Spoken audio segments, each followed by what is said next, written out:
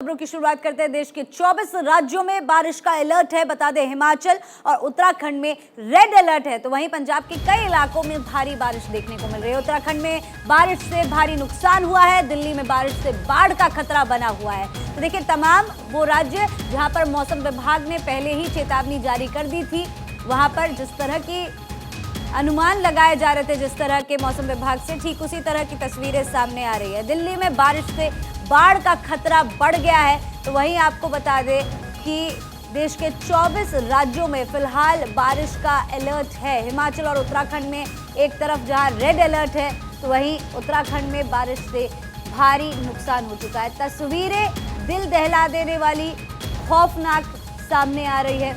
Landslide की तस्वीरें सामने आ रही है, बादल फटने की तस्वीरें सामने आ रही है। लगातार मूसलाधार बारिश से जलस्तर बढ़ने की भी तस्वीरें सामने आ रही है, जो डराने के लिए काफ़ी है, क्योंकि जब लैंडस्लाइड और बादल फटने से एक साथ तबाही मचती है तो किस तरह का मंजर देखने को मिलता है। वो तस्वीरें आपने देखी नॉर्थ इंडिया से, और ये तस्वीरें मैदानों की है जहाँ पर पानी इतना ज़्यादा भर चुका है सड़कों के ऊपर कि वो सड़कें कम, नदी ज़्यादा दिखाई दे रही है।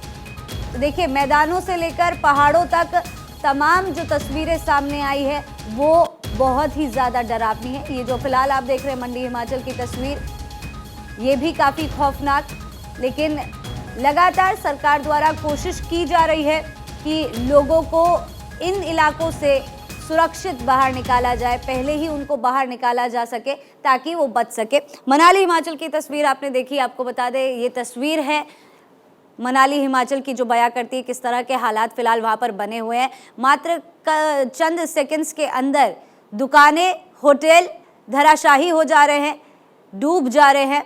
और देखिए किस तरह से इतना ज़्यादा पानी का बहाव है कि वो एक गाड़ी को अपने साथ ले जा रही है। ये 3 तस्वीर फिलहाल आपकी टीवी स्क्रीन पर है, जिससे समझ में आ रहा है कि हालात वहाँ पर बहुत ज़्यादा खराब है। चाहे बात ब्रिज की हो, चाहे बात होटल की हो, चाहे बात दुकान की हो, सब बहता हुआ जा रहा है इस तूफान के अंदर। और ऐसे में लोगों के लिए चिंताजनक ये बात है, क्योंकि जहाँ तक सरकार कोशिश कर सकती है, लोगों को बाहर निकालने की कोशिश कर रही है, एक सेफ प्लेस पे ले जाने की कोशिश कर रही है, लेकिन बावजूद उनके जो मकान है, जो उनका सामान है, वो तो ढह ही रहा है। ये देखिए मनाली हिमाचल की तस्वीर आप देख रहे हैं, कितने से सेकंड्स के अंदर तमाम जो दुकान थी या कह सकते हैं दुकानें थी, वो धराशाही हो गई, वो नीचे गिर गई और बहती हुई चली गई। इससे पहले भी आपने तस्वीर देखी कि पानी का बहाव इतना ज़्यादा है कि एक गाड़ी को वो अपने साथ ले जा रहे हैं। ये देखिए तस्वीर, किस तरह के हालात फिलहाल बने हुए हैं वहाँ पर। और ये हाल न केवल पहाड़ों का है, बल्कि मैदानों में भी इसी तरह की तस्वीर देखने को मिल रही है। लेकिन फिलहाल जो आप ये तस्वीर देख रहे हैं, ये डराने के लिए काफ़ी है, क्योंकि आपके पास यहाँ पर चलने के लिए स्पेस ही नहीं बचता है। और इसी तरह के हालात मैदानों में भी बने हुए। दिल्ली में भी बाढ़ का खतरा बढ़ता जा रहा है। 24 राज्यों में फिलहाल मौसम विभाग ने अलर्ट जारी किया हुआ है, जिसमें से पंजाब में भी काफ़ी सारे ऐसे इलाके हैं जहां पर रेड अलर्ट जारी किया हुआ है। ये देखिए तस्वीर, किस तरह से लोगों को फिलहाल मैनेज करना पड़ रहा है। बच्चों की क्योंकि हाइट छोटी है, बच्चों को एक बक्से में बैठा के एक जगह से दूसरी जगह ले जाया जा रहा है, क्योंकि पानी इतना ऊपर तक भरा हुआ है कि बच्चे अगर चल के जाने की कोशिश करें तो हो सकता है वो डूब जाए। और ये सड़कों का हाल है, सड़कों पर पानी इतना ज़्यादा जमा हो चुका है कि ये सड़कें कम, नदी या कह सकते हैं तालाब ज़्यादा नज़र आ रही है। और इसी तरह की तस्वीरें अलग अलग जगह से देखने को मिल रही है। पंजाब की भी तस्वीर आपने बीते दिनों देखी थी, किस तरह से एक ग्राउंड पूरा लेक या कह लीजिए तालाब में तब्दील हो गया था। इतना ज़्यादा पानी वहाँ पर भर चुका है, लोगों को धक्के मार के किसी तरह मैनेज करके अपनी गाड़ियाँ वहाँ से बाहर निकालनी पड़ रही थी, जिसमें भी वो नाकामयाब साबित हुए, क्योंकि काफ़ी ज़्यादा मुश्किलें यहाँ पर आम जनता के लिए बढ़ती जा रही है। अब सवाल ये उठता है कि मॉनसून आने वाला था, इसके लिए क्या प्रिपरेशन की गई। लेकिन देखिए, एट द सेम टाइम अगर हम फैक्ट्स की बात करते हैं, दिल्ली में अब तक 150 mm बारिश हो चुकी है। इसका मतलब ये होता है कि दिल्ली में जितनी मॉनसून में बारिश होनी थी, उसका 20% मॉनसून हो चुकी है। और खबर पर ज़्यादा जानकारी के लिए योगराज और प्रदीप हमारे साथ जुड़ गए। योगराज, पहले आपका रुख करना चाहूंगी। जिस तरह से दर्शकों को अभी बता रहे थे कि पहाड़ों से लेकर मैदानों तक सेम ही हाल दिखाई दे रहा है, लेकिन पहाड़ पे जो लोग फिलहाल है उनके लिए मुश्किल बहुत ज्यादा है, क्योंकि लैंडस्लाइड्स की घटनाएं सामने आ रही है। कहीं होटल धराशायी हो जा रहा है, कहीं दुकानें एकदम बहती हुई चली जा रही है। फिलहाल के हालात क्या कहते हैं? देखिए, अगर आज के मैं मौसम की बात करूं तो आज भी येलो अलर्ट हालांकि मौसम विभाग की तरफ से जारी किया गया है, लेकिन राहत की बात यह है कि सुबह से बारिशें उतनी ज्यादा नहीं हो रही है, हल्की हल्की बारिश हो रही है, जिससे रेस्क्यू ऑपरेशन में जरूर थोड़ी परेशानी उठानी पड़ रही है, क्योंकि कुल्लू जिला की मैं अगर बात कर लूं तो सबसे ज्यादा पर्यटक जो है कुल्लू जिला में फंसे हुए हैं। 17,000 के आसपास जो पर्यटक हैं वो कुल्लू जिला में फंसे हैं। लेकिन राहत की बात यह है कि कल से ही जो मंडी और चंडीगढ़ एनएच है उसको वन वे जो है वो बहाल कर दिया गया है, और आज सुबह की मैं अगर बात करूं तो 5,000 पर्यटकों की गाड़ियां चंडीगढ़ के लिए रवाना कर दी गई हैं। बायर चैलचौक की गाड़ियां जो हैं वो चंडीगढ़ के लिए रवाना कर दी गई हैं। इसके अलावा जो लाहौल स्पीति एरिया है जहां पर 200 पर्यटक जो हैं वो फंसे हुए हैं चदर ताल में, वहां पर भी रेस्क्यू ऑपरेशन जो है आज फिर से शुरू किया जाएगा। हालांकि कल रेस्क्यू ऑपरेशन में मौसम की खराबी की वजह से दिक्कत जो है वो हुई थी, लेकिन 7 लोगों को कल भी रेस्क्यू कर लिया गया था, और जो बुजुर्ग हैं और जो बच्चे हैं उनको पहले जो है प्रशासन रेस्क्यू कर रहा है। इसके अलावा मणिमहेश में भी जो यात्रा के लिए जो लोग गए थे 200 लोग वहां पर फंसे हैं। हालांकि सभी सुकुशल है। ये राहत की बात है कि खाने पीने और रहने का बंदोबस्त जो है तमाम लोगों के लिए प्रशासन की तरफ से किया गया है, और स्थानीय लोग भी इसमें जो है पूरा सहयोग दे रहे हैं। लोगों को इस तरह की दिक्कत नहीं हो रही है, लेकिन कनेक्टिविटी की एक बड़ी परेशानी है, क्योंकि जो बिजली प्रोजेक्ट हैं लारजी जो डैम है वहां पर पानी भर गया, सिल्ट आ गई, जिस वजह से बिजली आपूर्ति ठप हुई, सिग्नल की दिक्कत हुई, और इस वजह से कनेक्टिविटी में दिक्कत है। लेकिन सभी लोग सुरक्षित हैं, और आज रेस्क्यू जो है वो तेजी से आगे बढ़ेगा, क्योंकि थोड़ा मौसम ने जो है साथ दिया है। लेकिन 14 जुलाई से फिर से मौसम जो है वो बदलने वाला है। 14 जुलाई से भारी बारिश की संभावना जो है वो 17 जुलाई तक मौसम विभाग की तरफ से बताई गई है। 2 दिन का जो ये समय है इसमें जो है तमाम रेस्क्यू जो है वो उम्मीद है कि इसमें रेस्क्यू हो जाएगा, क्योंकि सड़कें लगभग 1300 के आसपास अभी भी हिमाचल प्रदेश में बंद पड़ी हुई हैं।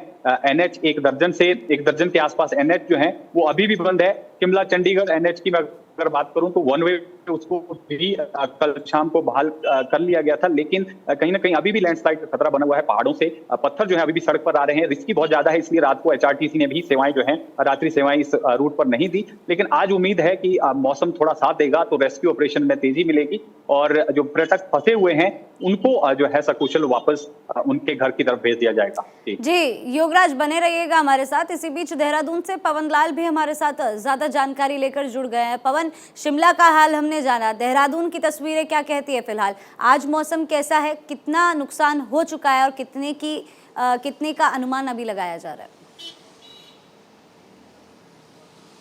जी बिल्कुल, मेरे कैमरा सहयोगी सोहन आपको देहरादून का हाल इस वक्त दिखाएंगे। हल्की हल्की बारिश इस वक्त देहरादून में हो रही है। जो सबसे बड़ी बात है, आज देहरादून यानी में येलो अलर्ट है। अकेले देहरादून में नहीं, बल्कि अगर 8 जिलों की बात करें जिनमें गढ़वाल क्षेत्र के चमोली और पौड़ी 2 जिले हैं, उसके अलावा कुमाऊं के 6 जिले जिनमें टूरिस्ट स्पॉट नैनीताल भी है, पिथौरागढ़, बागेश्वर, चंपावत, उधम सिंह नगर है। इन जिलों में रेड अलर्ट जारी किया गया, यानी उत्तराखंड के 13 में से 8 जिलों में रेड अलर्ट है। वहां बहुत भारी से भारी बारिश हो सकती है। उसके अलावा जो बाकी जो 5 जिले हैं जिनमें देहरादून, हरिद्वार शामिल है, उसके अलावा टिहरी और उत्तरकाशी, रुद्रप्रयाग शामिल है, इन जिलों में येलो अलर्ट है। यहां भी बारिश हो सकती है, हल्की से भारी बारिश हो सकती है।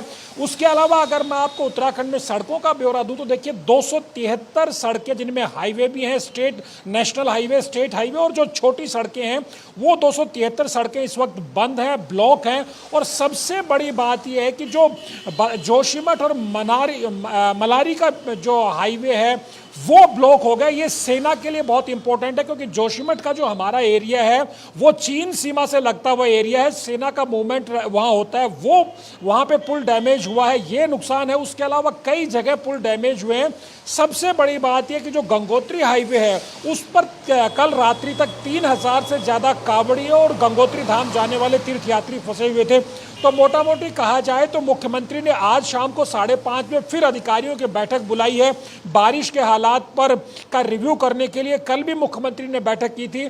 मोटे तौर पे कहा जाए तो देहरादून, हरिद्वार जैसे जिलों में आज येलो अलर्ट यानी हल्की से भारी बारिश होगी, लेकिन नैनीताल और कुमाऊं के तमाम जिले हों या फिर गढ़वाल के पौड़ी और चमोली 2 जिले हों, इन टोटल 8 जिलों में बहुत भारी बारिश होने का रेड अलर्ट जारी किया है।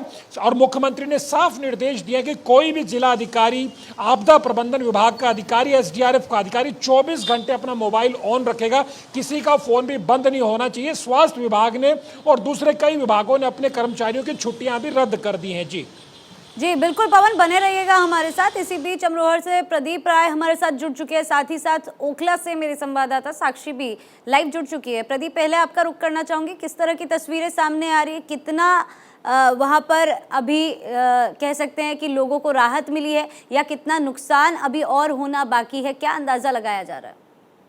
देखिए, मैं आपको अमरोहा जिले की अगर बात की जाए तो अमरोहा जिले में लगातार 5 दिन से लगातार बारिश हो रही है। और अगर बारिश की बात की जाए तो चाहे हाईवे हो या मार्केट हो या गंगा किनारे बसे हो गांव, सभी में जो है दहशत का माहौल है। और लगातार यहाँ पर जो हाईवे, नेशनल हाईवे हो, स्टेट हाईवे हो, वो जो है जलमग्न में जो है तब्दील होगा। और अगर बात की जाए यहाँ गंगा किनारे बसे गांव, तो करीब अमरोहा जिले में 50 से 60 गांव ऐसे आते हैं जो हर साल जो है बाढ़ से जो है ग्रस्त होते हैं।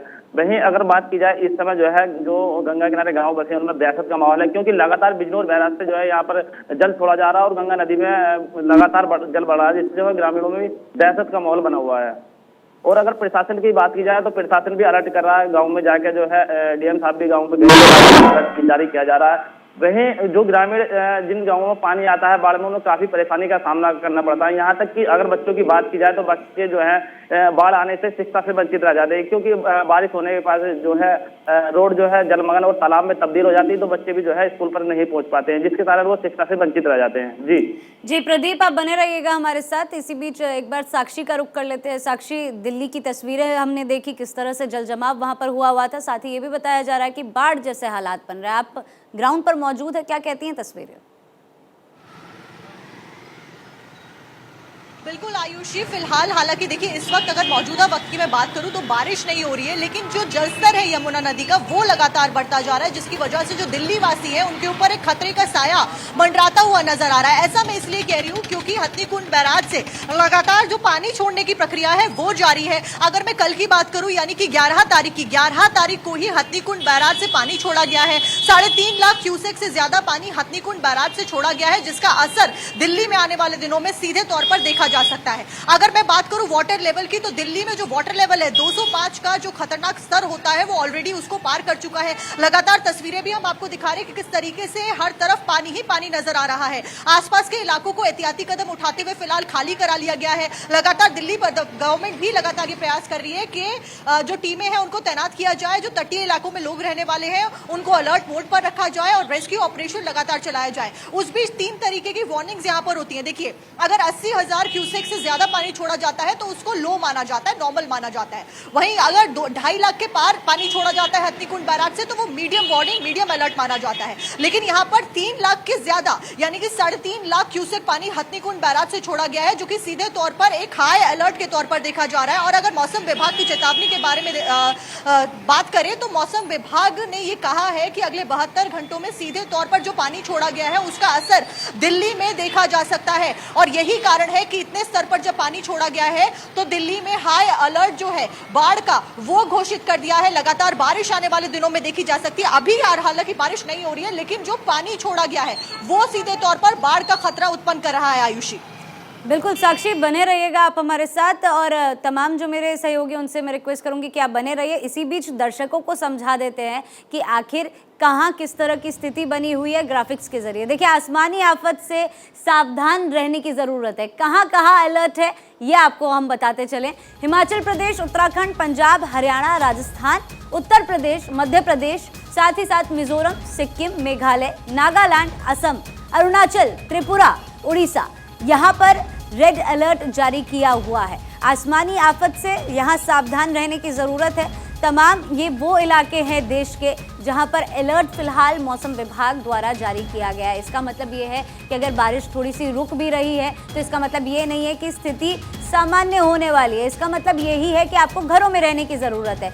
लेकिन आपको बता दें कि जानलेवा बारिश का कहर देखने को मिल रहा है। कहाँ कितनी मौत हुई है ये बताते चलें। हिमाचल में 80 मौत फिलहाल बारिश की वजह से हो चुकी है। यूपी की बात करें तो 34 लोगों की मौत यूपी में हो चुकी है। केरल में 8 लोगों की मौत हुई है और उसके बाद कर्नाटक की बात करें तो 4 लोगों की मौत यहाँ पर भी हुई है। ये तमाम मौतों का जो आंकड़ा है बारिश की वजह से सामने आया है। देखिए उत्तराखंड में 9 लोगों की मौत हुई है।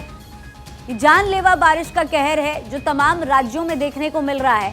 किसी की जान लाइटनिंग की वजह से गई, किसी की जान बारिश ज्यादा होने की वजह से गई। देश भर में बारिश से हाहाकार है। देखिए उत्तराखंड में भारी बारिश का अलर्ट जारी है। ऐसे में पंजाब, हरियाणा के कई शहरों में पानी भर चुका है। तस्वीरें लगातार भारत 24 आप तक सबसे पहले पहुंचा रहा है। दिल्ली में यमुना का जलस्तर खतरे के निशान से पार है। साथ ही साथ दिल्ली के निचले इलाकों में बाढ़ का खतरा बढ़ता हुआ नजर आ रहा है।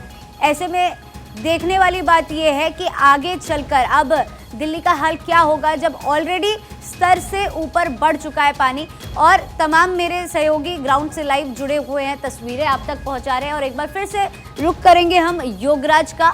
योगराज, शिमला की तस्वीरें आपने बताई और आपने बताया कि किस तरह से अभी भी सड़कें बंद है। सवाल ये उठता है कि नुकसान काफ़ी ज़्यादा हुआ है, लेकिन क्या इतना नुकसान होगा इसका अनुमान पहले लगाया गया था या आइडिया नहीं था कि इतना ज़्यादा नुकसान हो सकता है? लगा था कि ठीक है मैनेज कर लिया जाएगा, उसके लिए गवर्नमेंट प्रिपेयर्ड थी?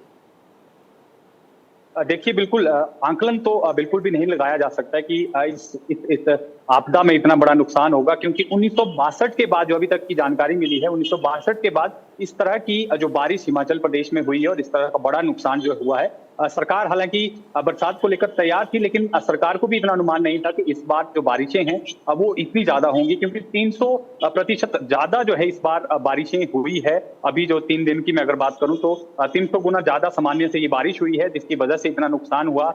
नदी नाले उफान पर हैं, कई जो ब्रिजेज 50-50 साल से खड़े थे वो टूट गए, बड़े बड़ी इमारतें जो हैं वो टूट गई और जो नदी नाले हैं, सतलुज नदी का जो है वो जलस्तर बढ़ा, ब्यास नदी का जलस्तर, तमाम जो नदियां हैं उनका जलस्तर जो है वो बढ़ गया, जिस वजह से इतना बड़ा हादसा हुआ।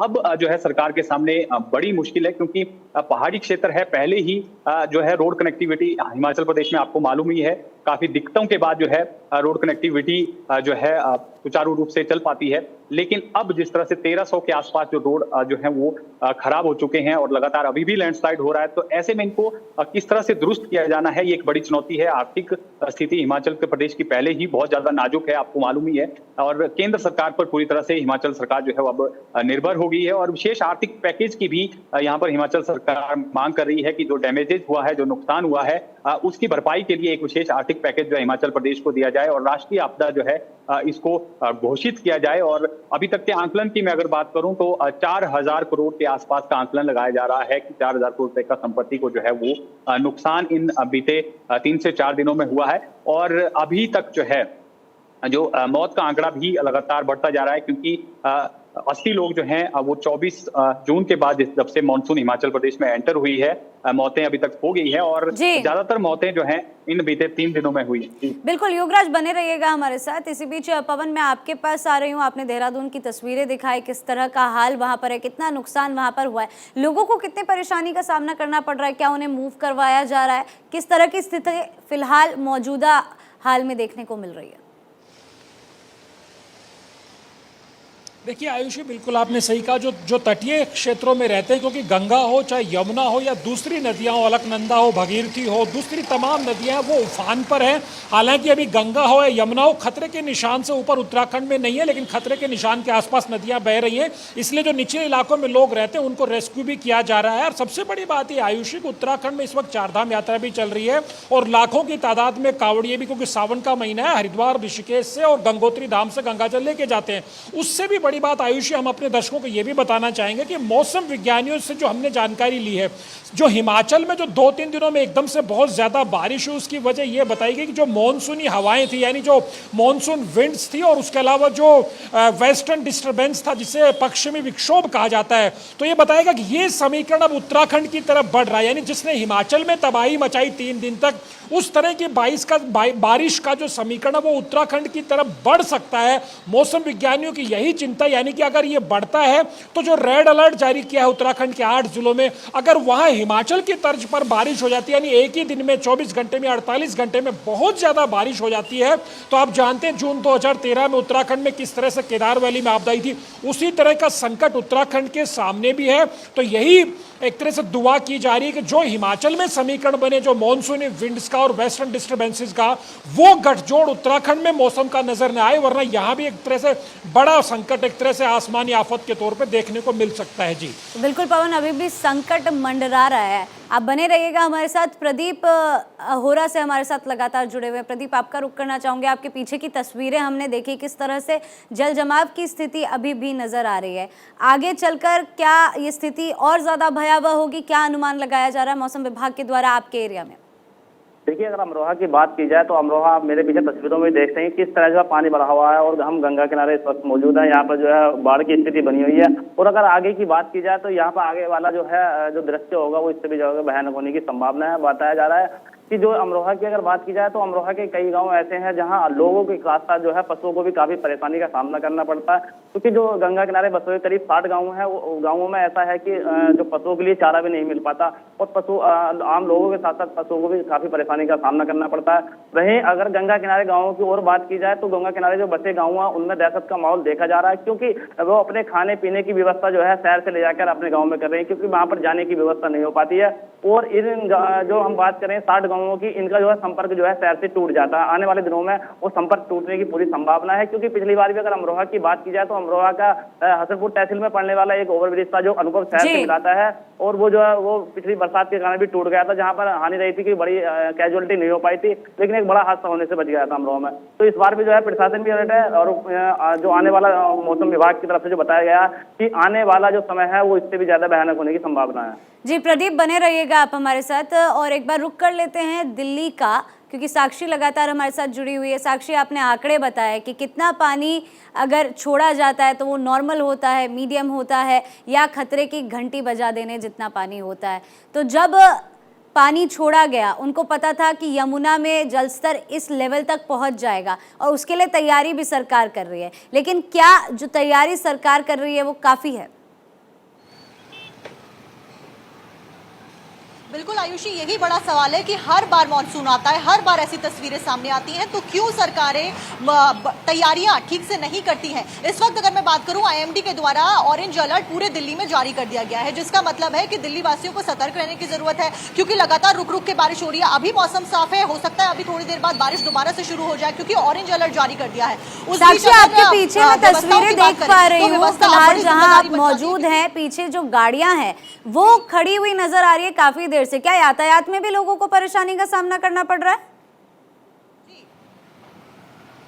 बिल्कुल आयुषी, यहाँ पर सीधे तौर पर जो असर पड़ता हुआ नजर आ रहा है वो यातायात के ऊपर भी पड़ता हुआ नजर आ रहा है। इस वक्त मैं कालिंदी ओवरब्रिज पर मौजूद हूँ, जो कि फिलहाल हम लोग यहाँ पर कालिंदी में दिल्ली में मौजूद है, ओखला के पास में। यहाँ ट्रैफिक की समस्या बहुत ज्यादा देखने को मिल रही है सीधे तौर पर, और कहीं ना कहीं यहाँ पर बारिश का रोल जो है वो इसमें इंटीग्रल माना जा रहा है। वो क्यों? क्योंकि अमूमन ये रास्ता ट्रैफिक जैम से भरा रहता है, लेकिन क्योंकि बारिश हो रही है, क्योंकि यहाँ पर यमुना का जलस्तर लगातार बढ़ रहा है, और भी कई सारी समस्याएं जैसे वाटर लॉगिंग की समस्या दिल्ली में लगातार देखने को मिल रही है, जिसकी वजह से ये ट्रैफिक की रफ्तार जो है वो और भी ज्यादा धीमी यहाँ पर हो गई है, और ट्रैफिक रेंग रहा है। ये पूरा ब्रिज पार करने के लिए आपको कम से कम आधे से 1 घंटा आराम से लग सकता है। ट्रैफिक बहुत ज्यादा हो गया है, लोगों को परेशानी हो रही है, ऑफिस जाने में देरी हो रही है, स्कूली बच्चों को दिक्कत हो रही है, जिनके एग्जाम्स है उनको देरी हो रही है। हमने यहाँ पर लोगों से बात करने की कोशिश करी थी, सब लोग परेशान है, और ये सिर्फ इसलिए हो रहा है क्योंकि बारिश बहुत ज्यादा हो रही है, कई इलाकों में जल जमाव हो गया है, कई इलाकों को डाइवर्ट किया है। सावन का महीना चल रहा है, कावड़ यात्रा चल रही है, जिसकी वजह से से ट्रैफिक को डाइवर्ट भी किया गया है।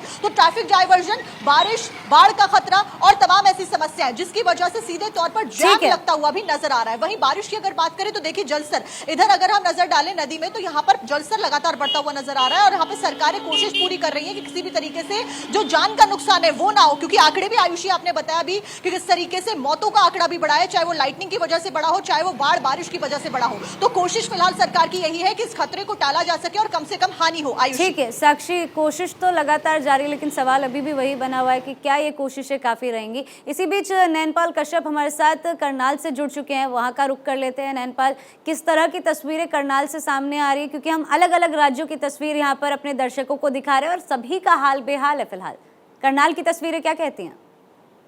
बिल्कुल, देखिए मैं आपको दिखाना चाहूंगा गढ़ी पीरपली यमुनानगर मार्ग पर मैं खड़ा हूं और आप देख सकते हैं मेरे पीछे जो 24 से ज्यादा जो गांव है वो पानी की चपेट में आ चुके हैं और जो अभी जो तट बंद था, यहाँ से तट बंद टूट चुके हैं पानी के और गांव की तरफ से जो है चारों तरफ पानी ही पानी भरा पड़ा है। तो आप देख सकते हैं स्थिति, जो फसल है पूरी तरह से जलमग्न हो चुकी है और रास्ता पूरी तरह से बंद हो चुका है और सरकार और प्रशासन की तरफ से तमाम इंतजाम किए गए और सभी को हिदायत दी गई गाँव को खाली कराया जाए और गाँव में किसी भी तरह का कोई भी व्यक्ति अगर बाहर निकलता है तो उस पर भी प्रतिबंध लगा दिया जाए। प्रशासन की तरफ से राहत सामग्री भी पहुंचाई जा रही है। लोग से बातचीत करेंगे किस तरह की परेशानी का सामना करना पड़ रहा है। गाँव में पानी पड़ने वाला है तो गाँव के चारों तरफ पानी पड़ चुका है। ठीक है नैनपाल, आपसे एक बार फिर से मैं जुड़ूंगी और आप सभी से रिक्वेस्ट है आप बने रहिएगा हमारे साथ। एक बार फिर रुक करेंगे तमाम जगहों से किस तरह से तस्वीरें सामने आ रही है उसका और दर्शकों तक लाइव तस्वीरें पहुंचाएंगे।